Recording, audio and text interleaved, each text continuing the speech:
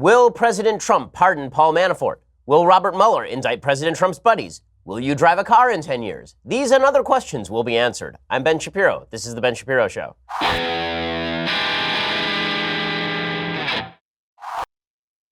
know, it's kind of an oingapatched news cycle, meaning that the news cycle is sort of all over the place. It's a weird news cycle, and there's a lot to talk about in a variety of different topics. We'll get to all of those things. But first, let's talk about the coffee that you need to get yourself going in the morning. Sorry to spoil the surprise, but if you are getting a gift from me this Christmas, it would be coffee from my favorite coffee company, Black Rifle Coffee. And yes, I do indeed give Christmas gifts to people around the office, and they will be shocked when they learn that I'm giving them Black Rifle Coffee. They will be shocked and surprised and happy and enlightened because the coffee really is fantastic. Black Rifle is the only coffee company out there that gives a portion of their sales to veterans and first responder causes. Black Rifle Coffee is roast to order. It guarantees you fresh, delicious coffee with every single order. It really is fantastic stuff. And the Coffee Club makes things easy. Just pick your blend, the amount you want. Black Rifle ships your coffee right to your door every single month, hassle-free. And they make giving the gift of great tasting coffee easy. They offer 3, 6, 12-month prepaid and pay-as-you-go subscriptions available for gifting. The best tasting, most energizing, and they help veteran and first responder causes as well. Black Rifle Coffee is indeed the gift that keeps on giving. Check them out at blackriflecoffee.com/Ben. By the way, they share our priorities, keeping America awesome. And as veterans who founded the company, and just go and check out all their content online. It's really fun to watch. And their coffee also, again, happens to be fantastic. When you use blackriflecoffee.com/Ben, you receive 15% off your order. That's blackriflecoffee.com/Ben for 15% off. blackriflecoffee.com/Ben. By the way, as I say, I would give Black Rifle Coffee as a Christmas gift to the people who work here, not only because it's awesome, but also because we have a bunch of it already stocked in the kitchen. So all I really have to do is open it up and just hand it off to people at the office, and then I don't have to pay for the gifts, which is double whammy for me. So that's pretty awesome. All right. So, today's news. All right, fine. Do we have to do the news today? Let's do the news today. All right. So, the latest news is with regard to Paul Manafort and Donald Trump. This is my least favorite news cycle. Why? Because the truth is we're not going to know anything until the Mueller report actually comes out. So, everything is speculation. Listen to a lot of other shows, and you're going to get tons of speculation about Trump and Mueller and Manafort. And is Trump going to be impeached? And is Trump going to go to jail? And is Paul Manafort going to be set on fire by Robert Mueller after being dumped off the top of the Randy's Donuts sign in downtown Los Angeles? Who knows? No one knows, right? And this is why I really don't like talking about these topics so much, because I'm an evidence-based person, and that means that I like to wait for all the evidence to come out before speculating upon it. However, 2 things drive me to talk about this. 1, it's a slow news cycle. We got to talk about something. And 2, the fact is that the news is now replete with speculation about Mueller. So let us debunk some of the speculation. A couple of things right off the top. First off, yesterday we reported that there was a shock Guardian story from the UK Guardian talking about Paul Manafort meeting with Julian Assange, the head of WikiLeaks, which is a Russian front group that hacked Hillary Clinton's emails and John Podesta's emails and then started releasing them en masse just before the election. And the allegation has been that President Trump's campaign was working with Assange and with WikiLeaks and with the Russian government in order to skew election results, specifically in order to prevent Hillary Clinton from being elected. So the Guardian comes out with this bombshell report, and this would be a big dot to connect, right? Because now you would have the campaign chairman for President Trump meeting with Julian Assange, the head of WikiLeaks, in advance of WikiLeaks releasing these emails. Then you'd have Trump out publicly saying, I sure hope that WikiLeaks will release those emails, wink, wink. And then the emails would come out. Ooh, collusion. Well, as it turns out, not so fast, everyone. Let's hold that back. Paul Manafort has now denied ever meeting with Julian Assange. Now, why should we believe Paul Manafort? Well, maybe we shouldn't. I mean, Robert Mueller says that Paul Manafort's a liar and lied to him. We'll get to that in just a second. But Manafort himself says he has denied ever meeting Assange following a report he had met with the WikiLeaks founder at least 3 times in previous years. On Tuesday, The Guardian reported, this is according to CNN.com, that Manafort had secretly met several times with Assange inside the Ecuadorian embassy in London, including around the time he was made a top figure in the Trump campaign. The Guardian, citing sources, just sources, right? Not like sources where they are they in the Ecuadorian embassy? Are they in Mueller's camp? Just sources. And whenever somebody says, I cite my sources, let's just remember that President Trump said that he had very good sources suggesting that President Obama was born in Kenya. So sources don't mean anything. Anyway, The Guardian, citing sources, which is to say no one, said Manafort had met with Assange in 2013, 2015, spring 2016. Manafort responded to The Guardian's report. He called it totally false and deliberately libelous. And then he kind of took the lapels on his ostrich jacket and went with them because that's awesome. Manafort said, quote, I have never met Julian Assange or anyone connected to him. I have never been contacted by anyone connected to WikiLeaks, either directly or indirectly. I have never reached out to Assange or WikiLeaks on any matter. We are considering all legal options against The Guardian, who proceeded with this story even after being notified by my representatives that it was false. The newspaper said it was unclear why Manafort wanted to see Assange and what was discussed. It's not just Manafort saying that this is false. Assange also says that it's false. More importantly, there are a bunch of people who deal pretty regularly with Julian Assange, and they say it is legitimately impossible for Manafort to have visited Assange and for it not to be recorded in the Ecuadorian embassy logs. Because this is one of the problems with the Guardian story. Nowhere in the embassy logs does Paul Manafort appear. Eva Gollinger is an author who has visited Assange several times.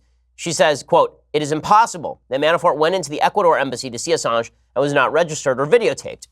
Everyone was, no exceptions. I was there many times. The security were not friendly to Assange. They would have not done any favors."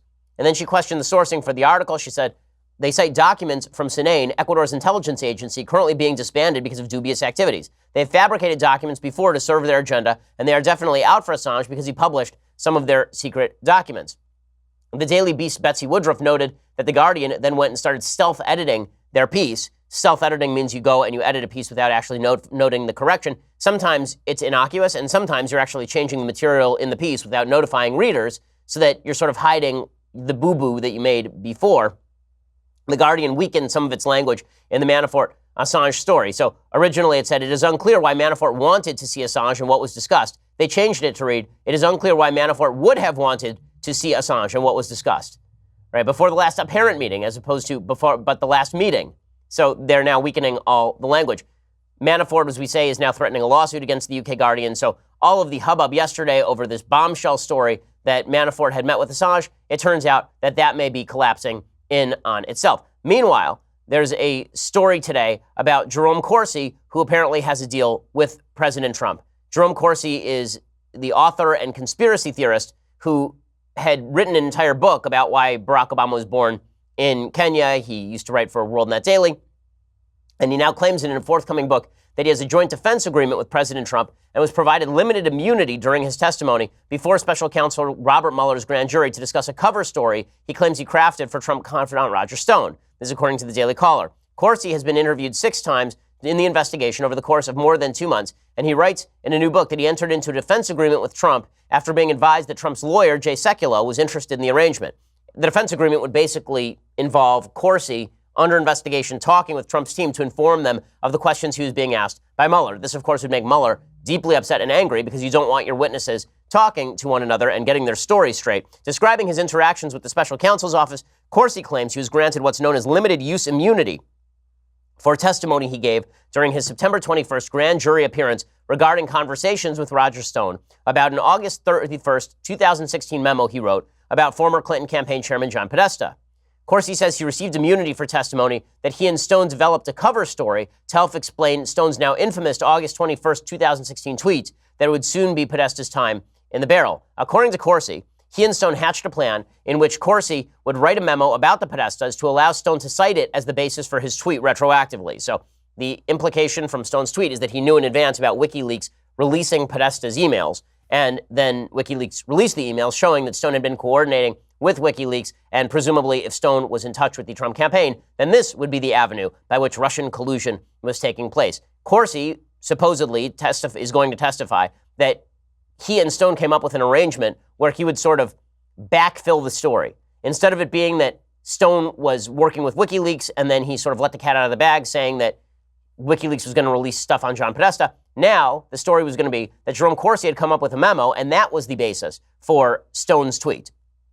The revelation, if accurate, would undercut Stone's testimony to the House Intelligence Committee that opposition research on the Podesta brothers' business activities was the catalyst for the tweet. Stone vehemently denied Corsi's claim about the origin of the memo to the Daily Caller on Monday. He insisted that he and Corsi discussed the Podesta brothers' activities and that his tweet was a reference to Oppo research that would come out on the topic.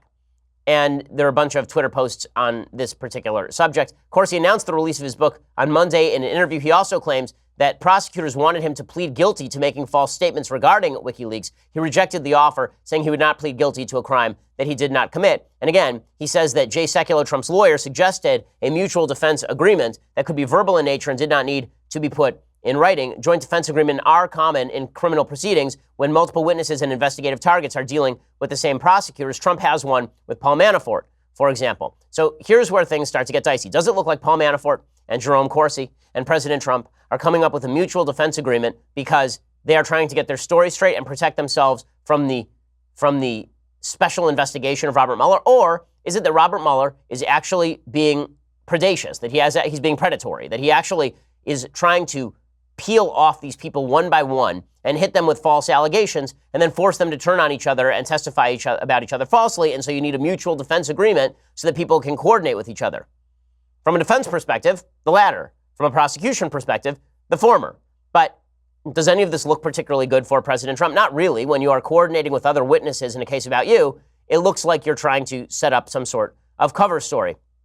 Corsi writes of one instance in which his lawyer had contact with Trump's lawyer. He says he wanted his lawyer to warn Trump. We had to assume the special counselor would have everything. All emails, text messages, written notes, phone records could be obtained by search warrants. I wanted the president warned not to give in-person verbal testimony to Mueller under any circumstances, he said, expressing concern that prosecutors were moving toward a perjury trap against him for misremembering details about a July 25, 2016 email that he received from Roger Stone. And one of those emails, supposedly, is an email from 2016 from Corsi to Roger Stone about the WikiLeaks email dumps.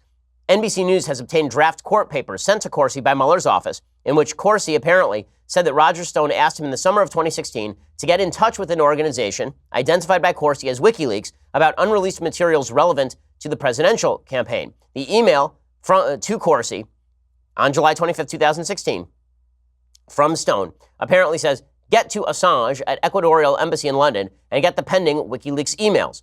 Corsi said he declined the request and made clear to Stone that an attempt to contact WikiLeaks could put them in the investigators' crosshairs, according to the draft court documents. Mueller's team said that was a lie. Instead of turning down the request, Corsi, in fact, passed it along to a person in London, according to the draft court documents. So we'll have to see how all of this shakes out. Corsi, meanwhile, says, I didn't do any of this stuff, and the Mueller investigation is simply trying to push me into making false statements about President Trump with the threat of prosecution looming over my head.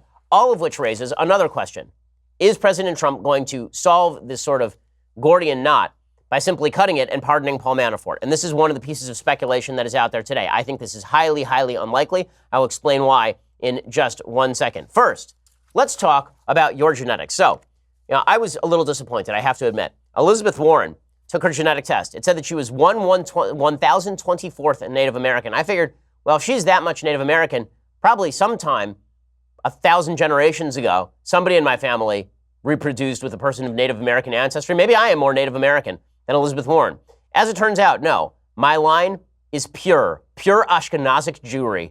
23andMe sent me, truth in advertising, guys. I'm not hiding anything. 23andMe finds that I am 100% Ashkenazic Jewish, which means that a bunch of Lithuanian Jews married each other for about 1 million years, and that's how we ended up with this. But in any case, I know that only because of 23andMe, which also says, by the way, that I have really solid muscle fiber, which, honestly, I didn't need a genetic test to tell me that, but it is reassuring and also gives me a certain added confidence on the street now that I know that from 23andMe. Right now, through December 25th, the 23andMe DNA kits are on sale, and they make a perfect gift. You can check out information about your wellness, muscle composition, sleep movement. You can check out particular traits, ability to match musical pitch, for example. There's genetic aspect to this. Mosquito bite frequency, like if you're getting bitten by mosquitoes more often, is it because mosquitoes are attracted to you? You can actually find this out via 23andMe. Now through December 25th, get 30% off any 23andMe kit. Order your DNA kit at 23andme.com/Shapiro. That's the number 23andme.com/Shapiro. Again, that's 23andme.com/Shapiro. When you use that /Shapiro, you get 30% off any 23andMe kit. Find out if you're more Native American than Elizabeth Warren, because come on, it's impossible for you to be any more Ashkenazic Jewish than I am. So I'm 100% pure, baby. So check that out over at 23andme.com. Right now, it's a blast. It really is fun. 23andme.com/Shapiro, and you get 30% off from now until December 25th. Okay, so Paul Manafort's lawyer is said to have briefed President Trump's attorneys, according to the Boston Globe. This is a report that came out yesterday. A lawyer for Paul Manafort, the president's one-time campaign chairman, repeatedly briefed President Trump's lawyers on his client's discussions with federal investigators after Manafort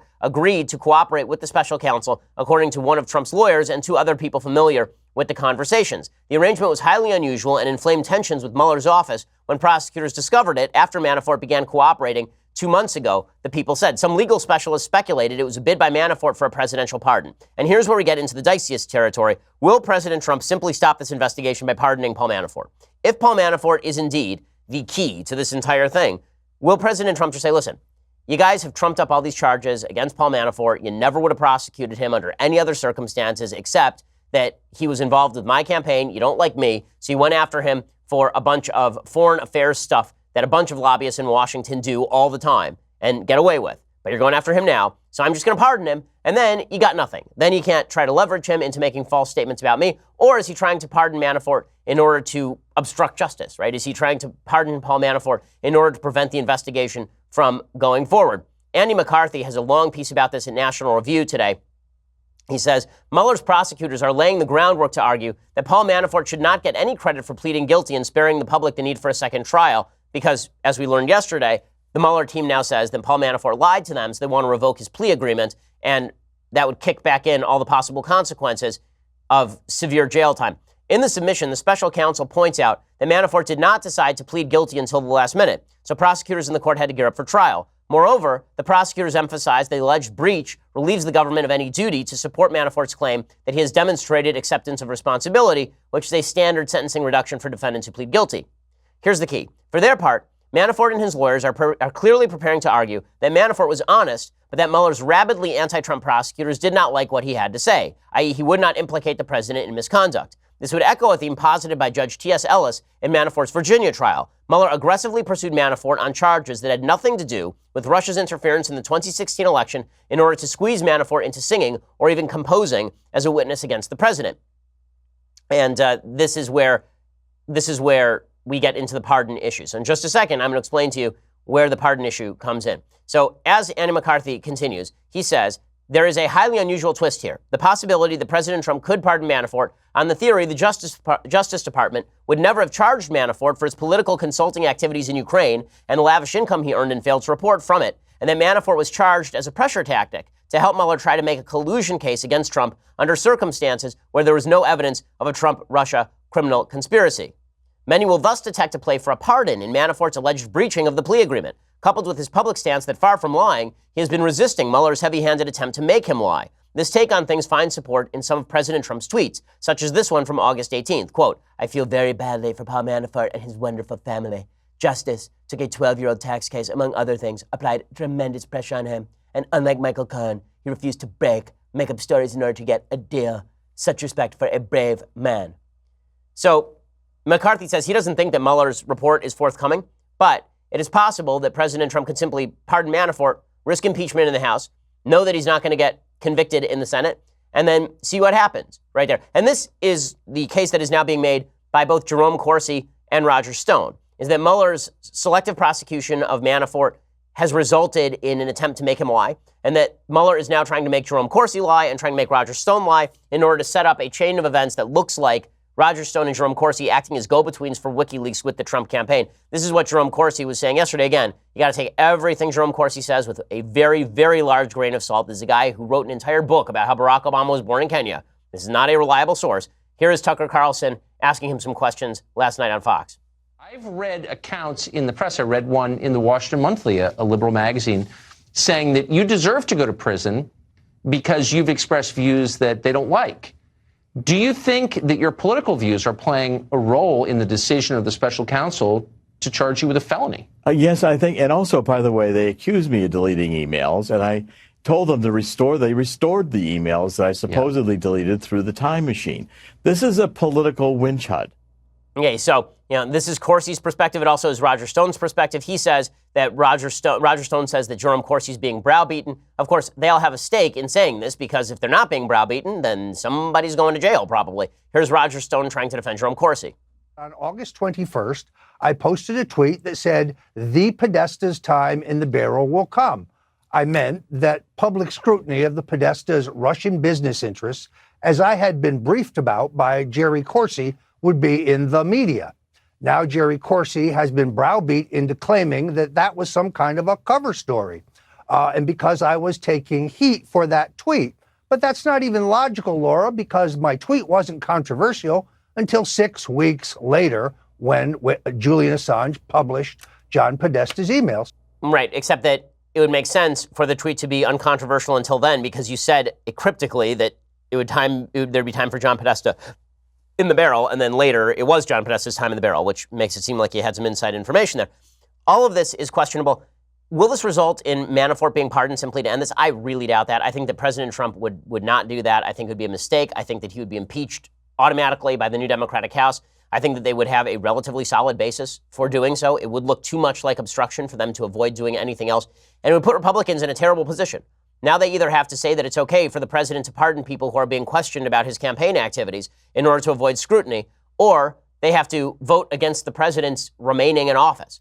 I don't think that President Trump is going in this direction. Lending credence to the idea he might go in this direction was the fact that yesterday he was in an interview with somebody, I believe from the Washington Post, and he was asked about the possibility of pardoning Manafort. He went off the record, and then the reporter said, "Can we put any of that on the record?" And then they went back off the record. That suggests that Trump is thinking thoughts that he doesn't necessarily want people to know about. Again, Mr. President, don't do this. Let it go forward. If this investigation turns out to be the sham that a lot of people think it is, if this investigation turns out to be as empty and as goal-seeking as it appears to be in many cases, then we will all be here to defend you against false charges. But if you cut this thing short, it's going to look like you're guilty. And it's going to look like you're guilty because maybe you're guilty. So don't do it. So don't pardon Paul Manafort. It would be a big mistake at this point. President Trump, however, is busy fulminating on Twitter about all of this. Again, I'm not sure how this is helpful to him. He is saying, the Mueller witch hunt is a total disgrace. They are looking at supposedly stolen, crooked Hillary Clinton emails, even though they don't want to look at the DNC server, but have no interest in the emails that Hillary deleted and acid-washed after getting a congressional subpoena. Again, it's true. Hillary should have been prosecuted. It is also true that this does not actually mean that you are innocent of things just because somebody else is guilty of a thing. President Trump then retweeted an account called The Trump Train with a graphic of virtually every Democrat on planet Earth behind bars. And it says, now that Russia collusion is a proven lie, when do the trials for treason begin? So all good times over on President Trump's Twitter account. In just a second, I want to get to President Trump, who appears to be fulminating more often than I think is useful for him. Again, the economy's good. I don't see why we're doing this. We'll get to that in just 1 second. First, let's talk about you getting better at investing. You don't know all that much about investing. You want to practice investing. You want to get more expert with investing. Well, the best way to do that is by getting Robinhood. It's an investing app that lets you buy and sell stocks, ETFs, options, and cryptos, all commission-free. They strive to make financial services work for everyone, not just for rich people. It's a non-intimidating way for stock market newcomers to invest for the first time with true confidence. They have a cost structure that does not charge per trade. Instead, you trade the stocks and you keep all of your profits. They have easy to understand charts and market data. You can place a trade in just 4 taps on your smartphone. The Robinhood web platform also lets you view stock collections, 100 most popular, entertainment, social media. You can group them. Also, you learn by doing. Just by using the app, you're getting better at trading because it takes experience to get better at knowing how the stock market works. Robinhood is giving listeners a free stock like Apple, Ford, or Sprint to help build your portfolio. Sign up today at shapiro.robinhood.com. That's shapiro.robinhood.com. When I was much younger, when I was back in college, I actually tried to take out an account at one of these other trading sites. It turned out to be a colossal fail. That will not happen for you when you use Robinhood, simply because they're giving you more information than you'd get from other places, and they make it a lot more user-friendly and a lot easier. Doesn't mean you won't lose money. Maybe you will, but you'll be learning the entire time. Go check it out right now, shapiro.robinhood.com. That's shapiro.robinhood.com, and you get a free stock like Apple, Ford, or Sprint to help build that portfolio. Okay, so President Trump obviously is in a mood. I think he is not happy with how the midterms went. He shouldn't be. We lost 40 seats, Republicans did, in the House. They only picked up 2 seats in the Senate, so it's 53-seat majority for Republicans in the Senate. That is not a supremely strong majority. It's a little stronger than it was, obviously. The House was a complete wipeout. In the end, it was a blue wave. People who tell you differently are fibbing to you. 2006 was a blue wave. Democrats won in the House popular vote, not the stupid Senate popular vote, which means nothing. In the House popular vote, Democrats won in 2006 by 8 points. They won in 2018 by 8.1 points. So if 2006 was a wave, so was 2018. President Trump not happy about that. Obviously not happy about the media treatment, justifiably. Obviously unhappy about all the headlines being leaked from the Mueller investigation. And this is causing him to do what he does a lot in social media and publicly, which is puff up his chest. And right now would be a good time to go quiet. Seriously, what President Trump needs to understand, and I think that sometimes he gets it and sometimes he doesn't. Let's put it this way. I think he has one half of the equation. President Trump has the capacity to draw spotlights. That is a wonderful capacity in a politician. President Obama could do it too. It's great. When you're a politician who is capable of drawing spotlights from every angle, it means that you can shift topics pretty easily. President Trump likes the attention. He's always liked attention. I mean, there's a guy who was on the cover of Playboy magazine back in the 90s. I mean, this is somebody who does not shun attention. But the president, because he has such capacity to draw attention, also has the capacity to deprive the media of fodder. Just by going silent, the media would drive themselves nuts. Every time President Trump goes out of the country and he travels around, he's busy all the time, his approval ratings rise 5 points. Not kidding. Go back and look at the record. The reason for that is because the media have nothing to play with. Right? The president is just going around doing presidential things. He's not tweeting. He doesn't have access to cable TV. He's just going around doing what the president should be doing. Every time President Trump misdirects away from a topic of importance or gives the media a topic to focus on that is not good for him, it is a problem for him and a problem for Republicans. Well, President Trump, because he's in a bad mood, though, is now fulminating, and he's doing it a lot on Twitter. Again, Twitter is sort of his outlet. I got a text from somebody today on the left saying, do you think President Trump is going on Twitter strategically? And I was like, nope, I think he's bored. And I think that that's pretty obvious from his Twitter feed this morning. He retweeted a tweet from a fake Mike Pence account. He retweeted a bunch from an account called The Trump Train. A couple of those tweets are factually wrong. So he retweeted the Trump train saying, illegals can get up to $4,000 a month under federal assistance program. Our Social Security checks are on average $1,200 a month. Retweet if you agree. If you weren't born in the United States, you should receive $0 of assistance. That last part is true. The other part is based on Canadian statistics. It's not actually based on American statistics.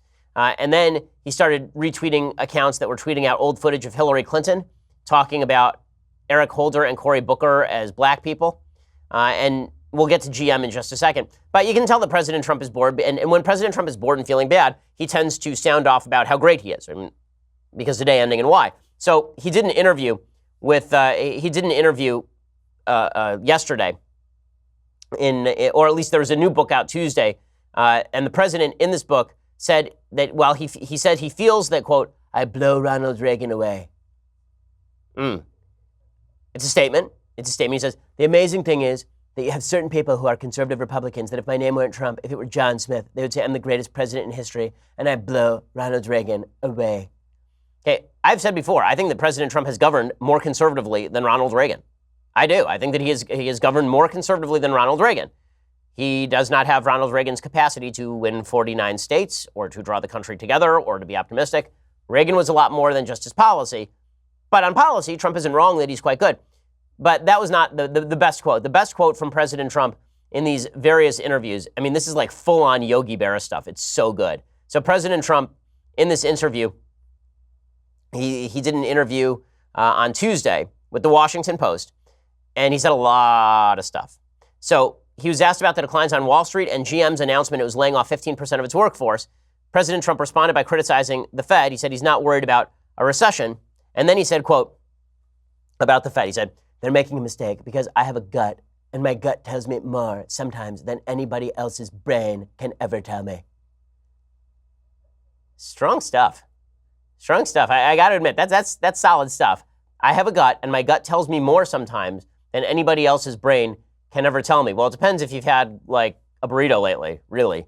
If your gut is telling you more than somebody else's brain could ever tell you. My colon tells me more than Albert Einstein's prefrontal cortex. Let me tell you something. My bile duct is more intelligent than any number of experts from the American Enterprise Institute.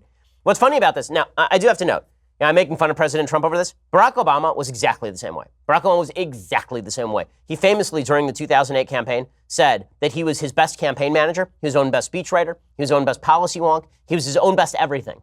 Like, Barack Obama loved him some Barack Obama. I mean, Barack Obama, like President Trump, trusted his gut, mainly because he got to know his gut face to face by sticking his head up his own ass so often. But President Obama, when you talk about people who are egotistic, again, I'm making fun of President Trump simply because I think that President Trump would be better served by simply receding into the background, letting his policies take the fore.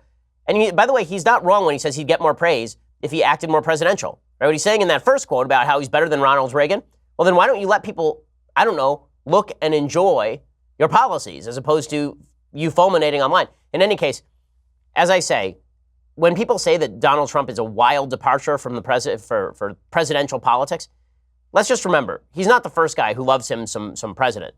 Here's President Obama yesterday, openly lying about his record on fossil fuels, for example. Barack Obama now takes credit for everything, from the economic recovery, the weakest economic recovery in American history that he presided over, and growth really began in earnest under a Republican Congress.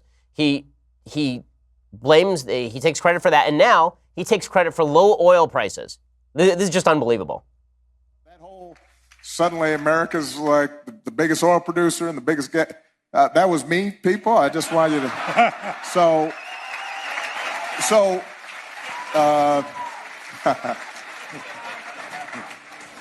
a little like, sometimes you go to Wall Street and folks will be grumbling about anti-business. And I said, have you checked where your stocks were when I came into office and where they are now? What are you talking? What are you complaining about? Just say thank you, please. So he's the president for the oil companies in Wall Street now, which is really interesting because that's not how the oil companies felt. When he takes credit for us being the world's biggest oil producer, with the leading oil producer, this is sort of like it's sort of like Ralph Branca taking credit for Bobby Thompson's home run. I know it's an old reference for people who aren't baseball fans, but it's like a bad pitcher saying that he takes credit for the home run that was hit off of him. Okay, the oil companies had to work around Barack Obama on a routine basis. He was constantly attempting to prevent people from drilling. It was President Obama who was trying to crack down on the fracking industry that made oil and natural gas that much cheaper. And now he's taking credit for all of this. So the reason I point this out is because it is simply not rare in presidential politics for presidents to take credit for things they have nothing to do with. But that attitude does lead to bad policy, whether you're talking Republicans or Democrats. And I'm going to get to that bad policy in just a second with regard to General Motors. But first, let's talk about what you are going to get your loved ones for this holiday. You know what does not go out of style? Surprising a friend or loved one with a dazzling bouquet from 1-800-Flowers.com. I have a habit that whenever I go out of town, I order my wife flowers from 1-800-Flowers.com. What's great about that is it makes my life easy. I can just order the flowers. It takes me 5 seconds to show my wife that I'm thinking about her. She really appreciates the flowers. I even have my assistant write a love note to her just so I don't have to do it. Just kidding. I actually write the love note myself. I know, but it is very short. That is true. Just think how great you'll make them feel with a surprise bouquet of vibrant roses. 1-800-Flowers are perfect for any occasion, anniversaries, birthdays, even for making your friend or loved one's day just because. And right now, 1-800-Flowers has amazing deals on bouquets and arrangements starting at just $29.99. I'm telling you, the flowers are gorgeous. I mean, they really are great, and they last. Roses from 1-800-Flowers are picked at their peak. They are shipped overnight to ensure freshness and her amazement. Gorgeous bouquets starting at $29.99. It's an amazing deal. The offer is not going to last long. Right now, go to 1-800-Flowers.com/Shapiro. Again, 1-800-Flowers.com/Shapiro and save. You can get those bouquets or arrangements starting just $29.99. It's a great present. 1-800-Flowers.com/Shapiro. When people say that the ladies love the flowers, it is true. 1-800-Flowers.com/Shapiro. Go check it out. Okay, I want to talk about General Motors and President Trump's war with General Motors in just a second, but you're going to have to go over to dailywire.com and check it out. For $9.99 a month, you can get a subscription to Daily Wire. When you do, you get the rest of this show live, the rest of Michael Knowles' show live, the rest of Andrew Klavan's show live. I mean, these are all great shows except for Michael Knowles. You're going to want to be part of them. And you get all sorts of great goodies, like you get to see all of our answers when we do the Sunday special. Like there's a final answer we get from our guests on the Sunday special. You don't get that unless you're a subscriber. So for example, this week's Sunday special features my good friend David Limbaugh, who I've known for 17 years, but only met in person yesterday. David is going to be on the Sunday special talking about, as I mentioned yesterday, our upcoming pre-Christmas series, Who Can Convert Ben Shapiro? He has a new book called Jesus is Risen. We talk about religion and politics and all the rest. Here's a little bit of the preview. I'm David Limbaugh. I want to encourage you to tune in this week to the Ben Shapiro Show, the Sunday special. He was gracious enough to interview me, and we talked about my book, Jesus is Risen. We talk about Trump and Christianity, church and state, the founding fathers and whether they were Christian. I think we have a good, wholesome discussion. At least Ben contributed very well. I was sitting here listening. So you can go check that out this Sunday when you subscribe. Also subscribe over at iTunes or YouTube. Leave us a review. And when you get the annual subscription for $99 a year, you get this, the very greatest in beverage vessels. Now, as I say, everyone in my family has been ill. I have not. And I'm not going to pretend that it's because of this tumbler. But let me just say that without this tumbler, I don't know what it would have been. Do you? I mean, who knows? Could have been different. You know, lots of circumstances in life. And every point is an inflection point. So who knows? If I had not taken a sip from this, perhaps right now I'd be deathly ill. I can't give you any more of a guarantee than that. I'm sorry. But you can get all of that for $99 a year. Again, we are the largest, fastest growing conservative podcast in the nation. Okay, so speaking of fulmination, President Trump is very, very upset at General Motors. General Motors has just decided that they are going to outsource a bunch of jobs. They are going to cut a bunch of factories in the United States. None of this is particularly shocking, but President Trump is very, very angry at it. The reason he's angry at it is because General Motors basically signaled months ago that the steel tariffs that President Trump was now putting on were going to damage its business. So at a rally in Youngstown, Ohio last year, he talked about how we weren't going to lose any automotive jobs. GM has estimated that the tariffs that President Trump put on steel and aluminum have cost the company hundreds of millions of dollars.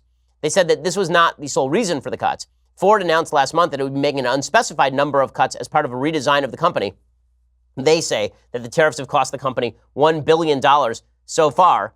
And Robert Scott, who's a senior economist at the Economic Policy Institute, left-leaning, said despite GM's assertions to the contrary, the company is likely to protect itself against a future economic downturn. He says they can read the crystal ball. They see what's coming. This is chickens coming home to roost on the broader Trump economic policies. Of course, this is a leftist saying so, but this has got President Trump very angry because President Trump likes auto jobs. He likes manufacturing jobs, and he's upset with GM. This has caused President Trump to get very angry at GM and blast them, saying that they better put jobs back in or we're going to kill the subsidies to GM. So just to get this straight, the U.S. government never should have been subsidizing GM. We should have allowed GM to go bankrupt back in 2008. If we had allowed GM to go bankrupt back in 2008, it would have been scrapped and sold off for parts, or more likely, the brand would have been maintained and bought up by other investors for pennies on the dollar, at which point they would have created new efficiencies and new costs of scale, new efficiencies of scale. They would have made the company better and stronger, and then it would have been on more competitive international footing. Instead, we subsidized it with hundreds of millions of dollars from the United States Treasury. And when we did that, we took an ownership stake in GM and then resold the ownership stake in GM and all the rest. When we did that, we put them basically on the government dole, and this caused President Trump to say, okay, well, if you ship jobs overseas, then we are going to remove your subsidies, which, by the way, will actually involve GM losing more jobs. So taking more money out of GM's pocket doesn't make them more likely to bring the jobs back. It makes them more likely to cut more jobs. Here's President Trump, however, saying that he wants to punish GM for making an economically feasible decision, thanks in part to his tariffs. This country's done a lot for General Motors. You better get back in there soon. That's Ohio. And you better get back in there soon. So we have a lot of pressure on them. You have senators. You have a lot of other people, a lot of pressure. They say the Chevy Cruze is not selling well. I say, well, then get a car that is selling well and put it back in. Okay, well, thank you for that information on running a car company, President Trump. The Chevy Cruze isn't selling well. Maybe we ought to use a different car and put it back in.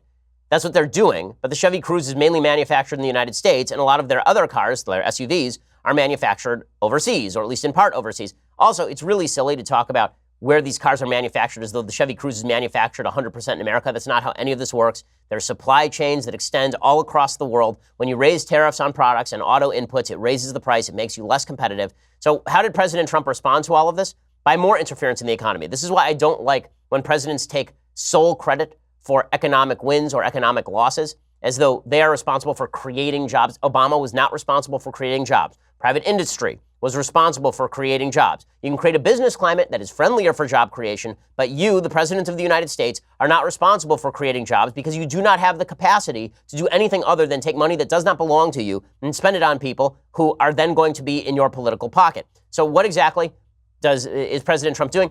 So he put in the steel tariffs.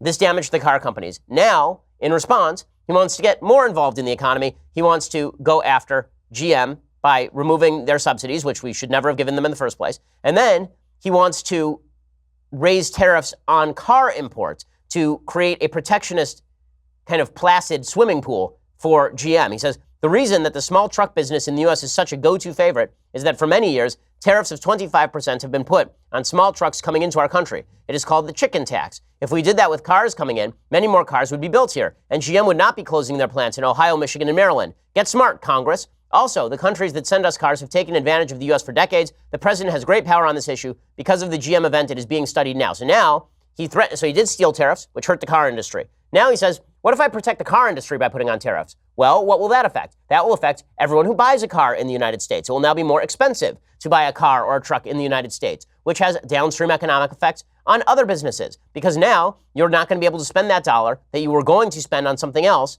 on that thing. You're now going to have to spend it on this car because President Trump decided to raise the tariff rates.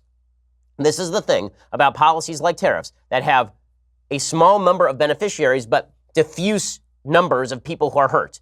Right? If it hurts me $100 worth, but somebody gets to keep a job at GM, it's very obvious to the person who keeps the job at GM that their job is due to the tariff. It's not clear to me that my $100 increase in price outweighs that person's job. But what if it's millions of people paying $100 extra?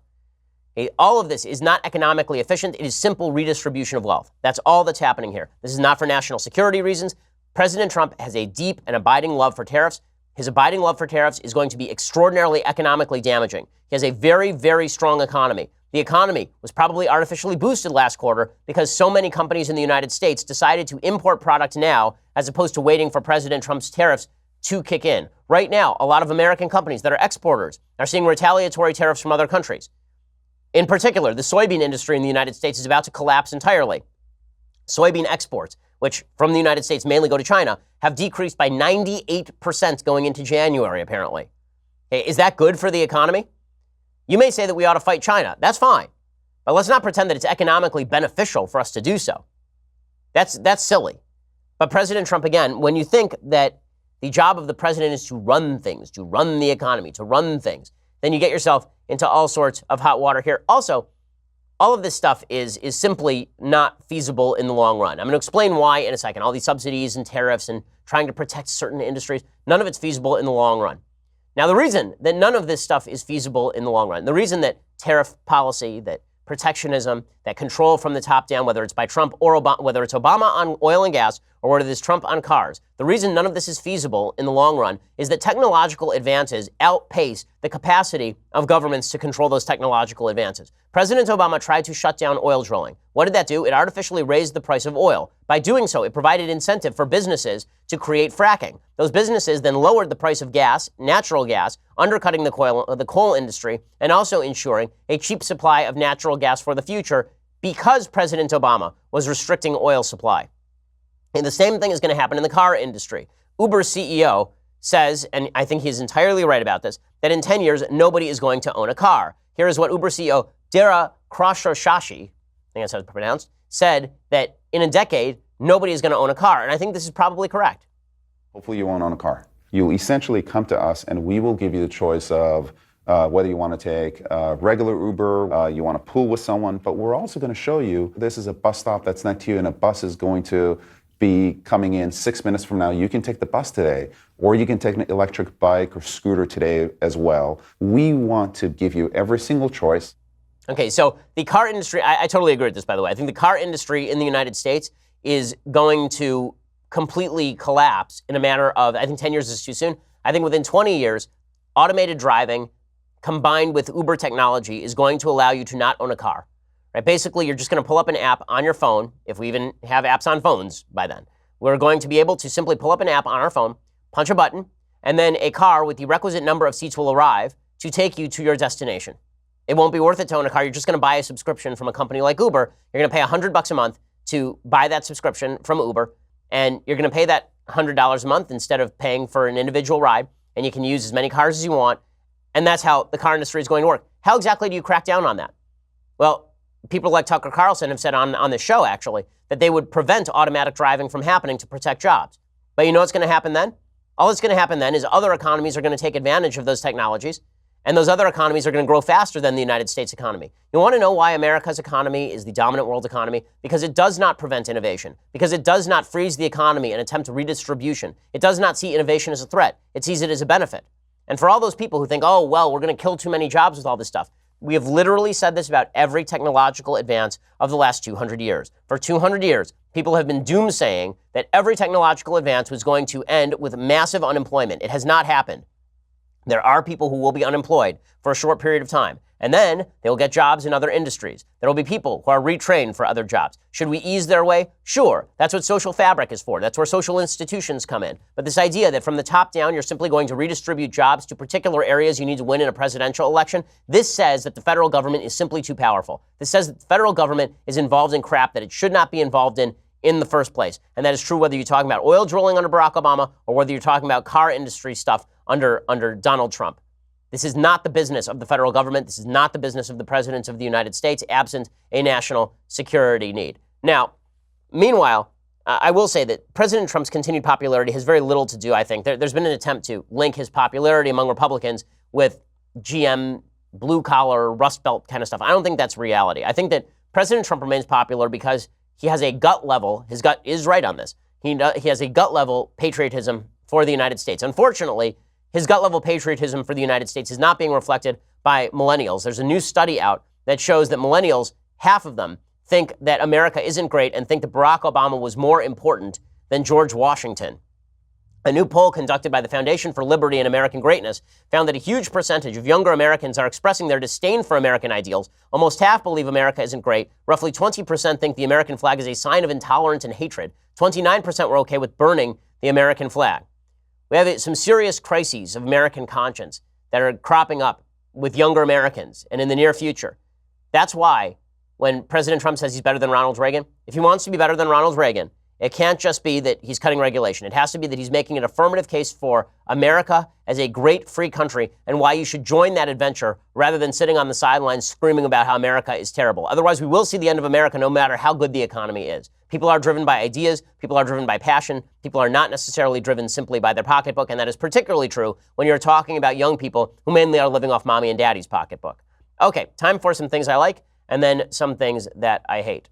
So, things that I like today. This is the second book by Jesse Norman I've recommended in a couple of months. I recommended his biography of Adam Smith. His first biography was of Edmund Burke, one of the first real conservatives.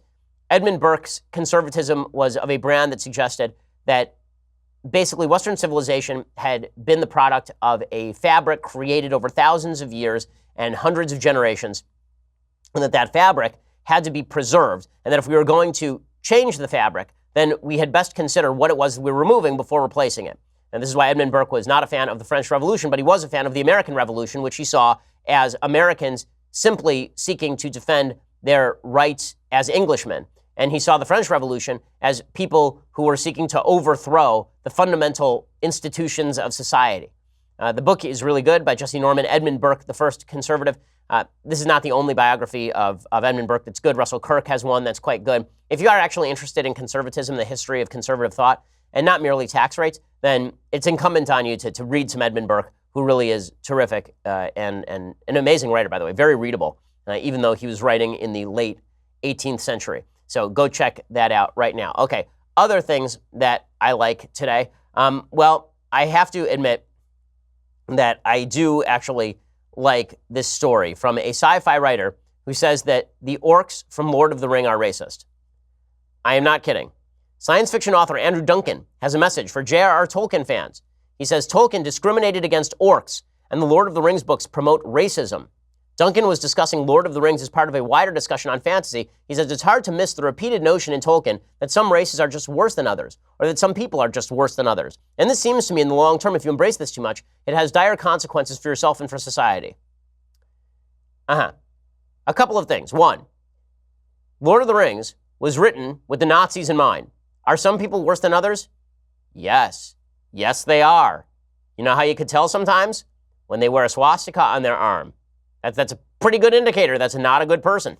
So this is insane. But again, for folks on the left who believe that everybody is of equal moral value and that every choice is of equal moral value, this is silliness. Also, the idea that it's discriminatory because it leads to the idea that biologically there are no good orcs. It's a fantasy book, you dope. And not only is it a fantasy book, nowhere in that book is there a suggestion that hobbits themselves are genetically good, right? I mean, not spoiler alert from 80 years ago, but Smeagol was once a hobbit, right? So the fact is that Smeagol turned bad. He turned into Smeagol.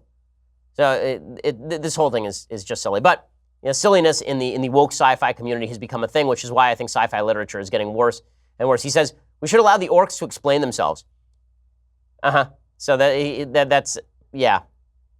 They mainly do. It seems like they want to eat people. That's their thing.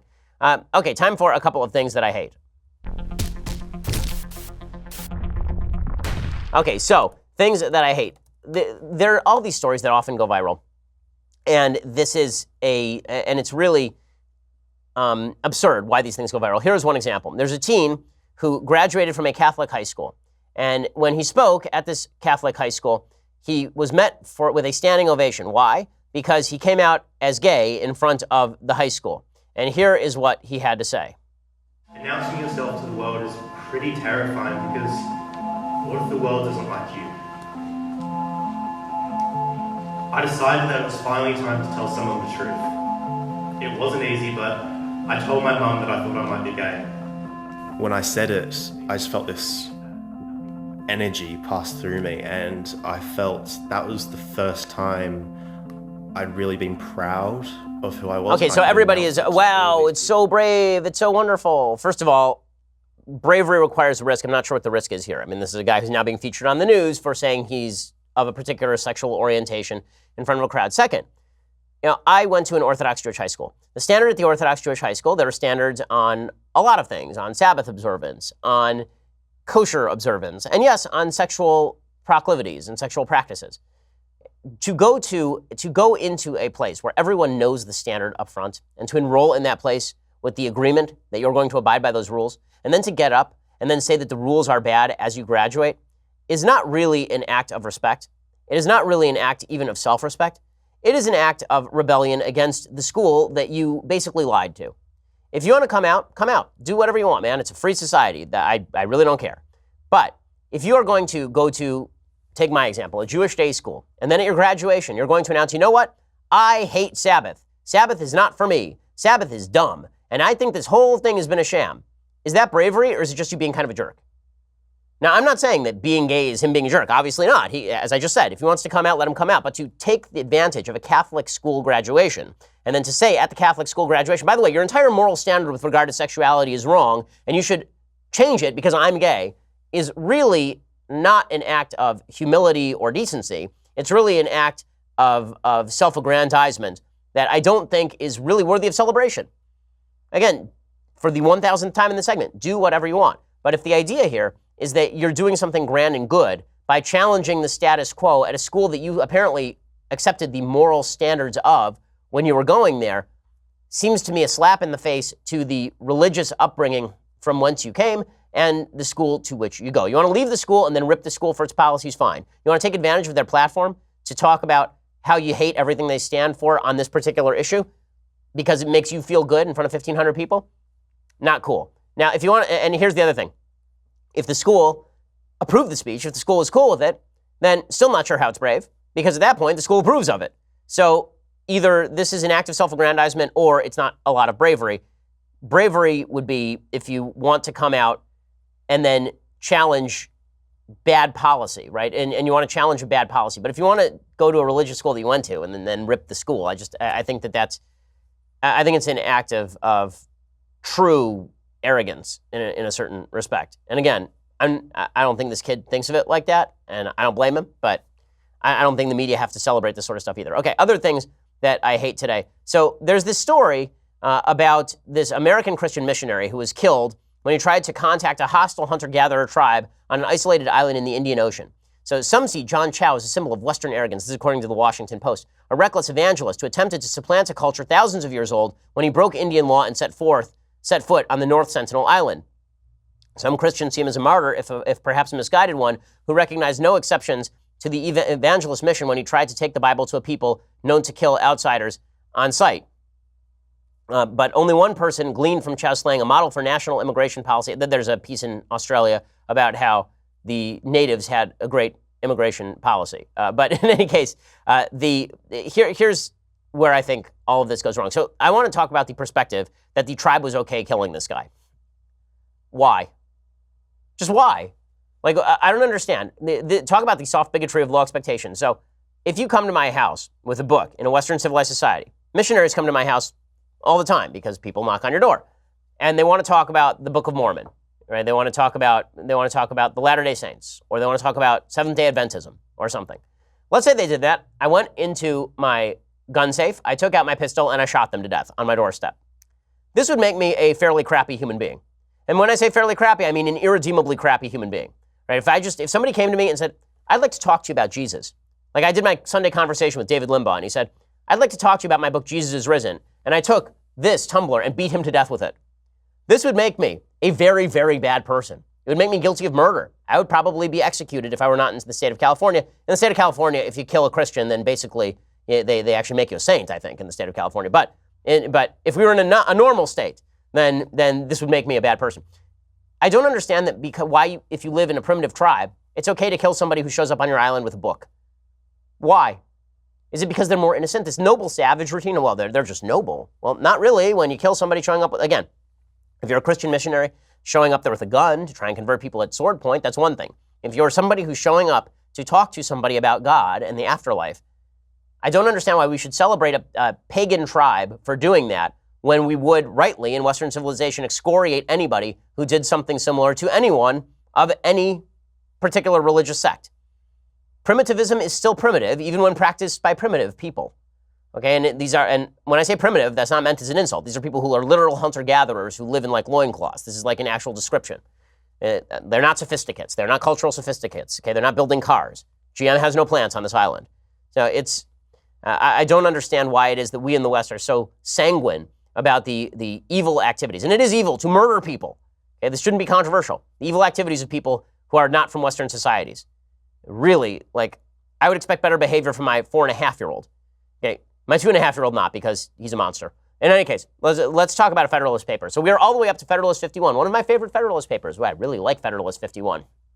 One of the more famous Federalist papers, and one of the most oft quoted for a reason, is by James Madison. It's about checks and balances, why we need checks and balances in the government and how to achieve that. So there are several fundamental principles he talks about in Federalist 51. He says, first, every department must be separate and have little impact on appointment to other branches. So you can't have members of the executive branch appointing members of the legislative branch, or basically the legislative branch would be in control of the executive branch. You can't have members of the legislative branch appoint members of the executive branch, or the executive branch will be in the control of the legislative branch. This is one of the reasons why the idea of bureaucratic government is such a problem. Because bureaucratic government, you basically have bureaucracies that are created by the executive branch and are given tremendous leeway by the legislature to create regulations that belong inside the legislature. The founders never would have thought that there should be such a thing as a 2 million person executive branch. It's insane. Okay, 2, branches must be able to avoid encroachments by other branches. So you want the branches to fight with each other and defend their own priorities and power from one another. So Madison says this, and this is, again, one of the most oft-cited parts of the Federalist Papers for a reason. He says, ambition must be made to counteract ambition. The interest of the man must be connected with the constitutional rights of the place. It may be a reflection on human nature that such devices should be necessary to control the abuses of government. But what is government itself but the greatest of all reflections on human nature? If men were angels, this is the most important single line in the Federalist Papers right here. If men were angels, no government would be necessary. If angels were to govern men, neither external nor internal controls on the government would be necessary. In framing a government which is to be administered by men over men, the great difficulty lies in this. You must first enable the government to control the governed. In the next place, oblige it to control itself. A dependence on the people is no doubt the primary control on the government, but experience has taught mankind the necessity of auxiliary precautions. So what he's saying is, people aren't angels, people aren't devils. If people were devils, no government could control them. If people were angels, you wouldn't need a government to control them. So what you need is a government that can protect people from the predations of others, and at the same time is capable of stopping its own predations. How do you do that? You do that by creating a multiplicity of interests and pitting them against one another, so only an overwhelming consensus on an issue allows anything to get done. This is to protect the rights of minorities. So he says, quote, it is of great importance in a republic not only to guard the society against the oppression of its rulers, but to guard one part of the society against the injustice of the other part. Different interests necessarily exist in different classes of citizens. If a majority be united by a common interest, the rights of the minority will be insecure.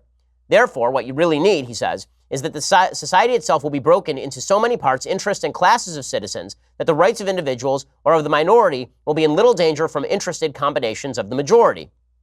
It is no less certain than it is important, notwithstanding the contrary opinions which have been entertained, that the larger the society, provided it lie within a practical sphere, the more duly capable it will be of self-government.